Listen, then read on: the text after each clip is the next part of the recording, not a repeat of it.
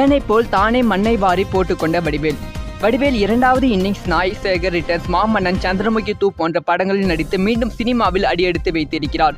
ஆனால் சொல்லிக் கொள்ளும்படி பழைய மாதிரி அவருக்கு வாய்ப்புகளும் படங்களும் ஹிட் ஆகவில்லை. மீண்டும் மக்களை அவர் சிரிக்க வைக்க தவறுகிறார்.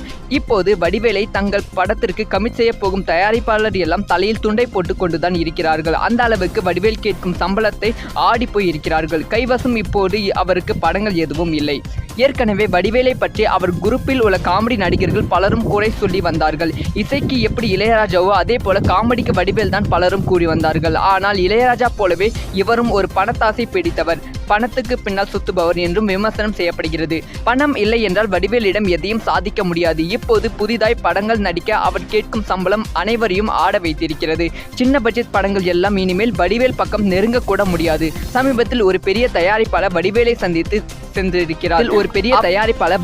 சந்திக்க சென்றிருக்கிறார். அவர் எடுக்கும் படத்தின் பட்ஜெட்டே 8 கோடி தான். ஆனால் வடிவேல் கேட்கும் சம்பளம் 6 கோடி. அதனால் அந்த தயாரிப்பாளர் தலையில் துண்டை போட்டுவிட்டு அப்படியே வெளியே வந்துவிட்டார். செகண்ட் இன்னிங்ஸில் வடிவேல் நடித்த 3 படங்களுமே மாமன்னனை தவிர மற்ற 2 படங்களும் தோல்வியை சந்தித்தது.